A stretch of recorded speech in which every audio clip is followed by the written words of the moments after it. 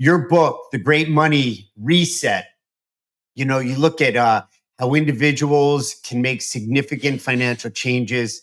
But here's the key: in uncertain times. It seems like we're chronically in uncertain times, or at least that's the water we've been swimming in lately.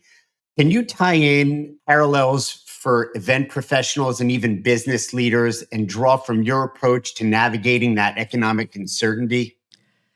Yeah, I mean, look, I am somebody who has been a career transitioner. So I'm kind of a little bit of like the kind of person who likes the idea of a big change. Most people don't.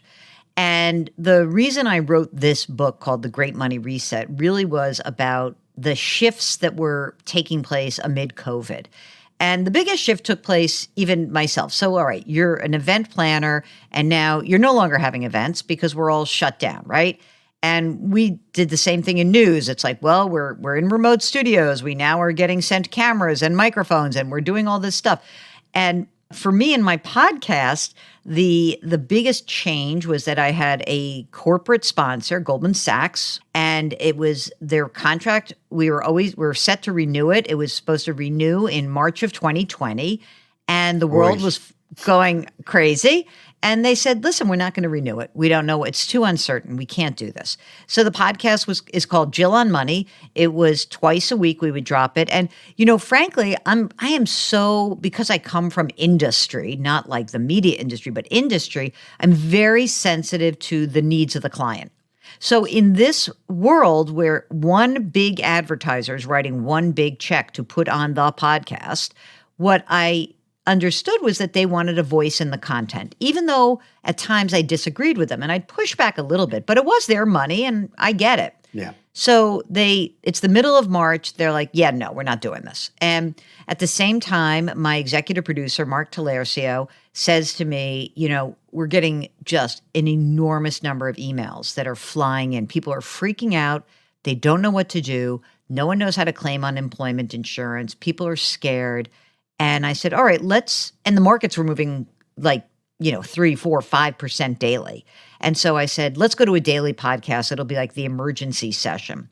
So we went from 2 podcasts a week to 7 shorter episodes. Wow. And it was something you went into triage.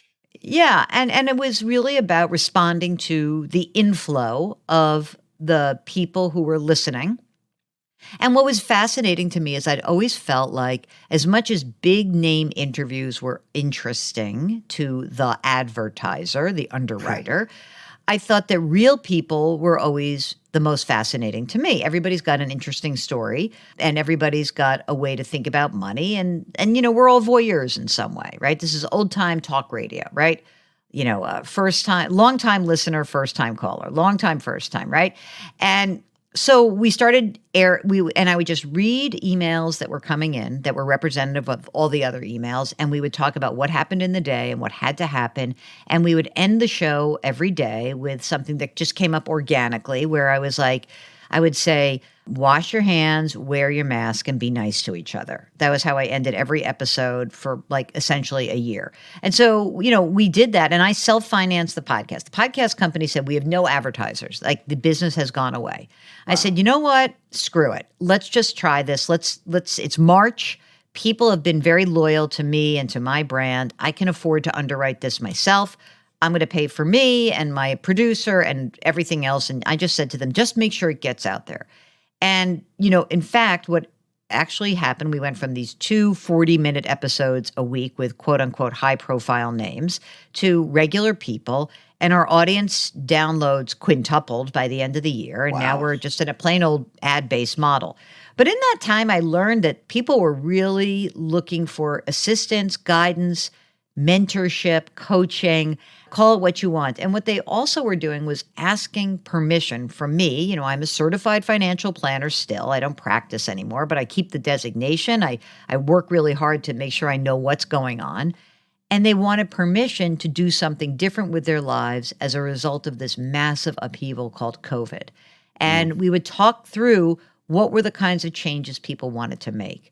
I want to do this. I don't want to do this. I'm scared of this. Do I have enough money? And we gave them guardrails to be able to make more considered decisions so that they wouldn't blow up their financial life. And out of those conversations came this book called The Great Money Reset. And, the subtitle is Change Your Work, Change Your Wealth, Change Your Life. Because, look, I deal with money, okay?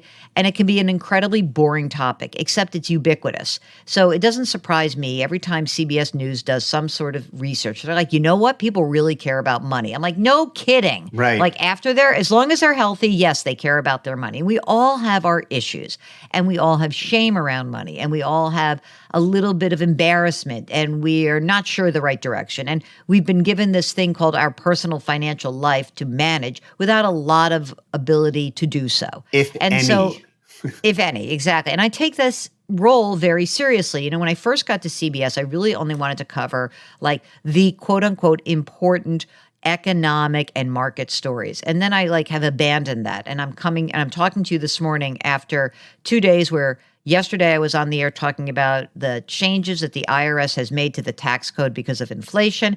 Today I talked about estate planning. And you know what? I get the greatest feedback from people who are rich and poor or anything, but they care about these things. And they care about it. And like you said, it's not sexy, but these are important and it's ubiquitous. And there's a lot of charge around money, like you said, shame and all these emotions. And we're unequipped, generally speaking.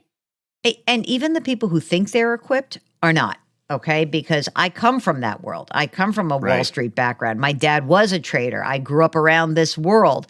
And I know that there is a lot of, sort of chest thumping in some ways and like, oh, this is the way it is. And then you kind of scratch beneath the surface and everybody's an insecure child, and we all are. And, I sort of look at myself as the very non-judgmental, cool Aunt Jill that everybody wants to have in their lives.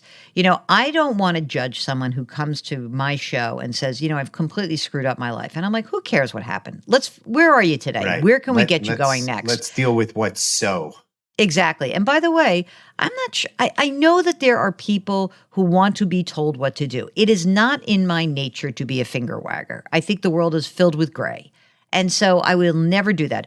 The difference, if someone said to me, what's your special sauce? Why has the show become so popular?